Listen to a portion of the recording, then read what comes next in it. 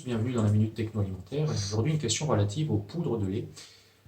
Comment réduire la quantité de flore thermophile thermorésistantes dans ces poudres? Donc les FTT, flore thermophile thermorésistantes, sont des flores que l'on retrouve dans les poudres de lait parce qu'elles résistent à la pasteurisation. Donc elles sont résistantes sous forme de spores, non pas sous forme de germes.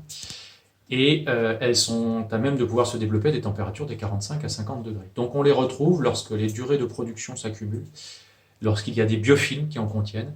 Et pour faire simple, plus on travaille longtemps sur les évaporateurs et avec des bacs de lancement avant les tours de séchage, plus on a des risques d'avoir des FTT en grande quantité. Donc pour lutter contre les FTT, il faut lutter contre les biofilms, limiter les biofilms à bacillus en essayant de les éliminer par un lavage plus fréquent, ou en utilisant des détergents enzymatiques de temps en temps pour casser la matrice du biofilm et accéder ainsi plus facilement aux germes présents.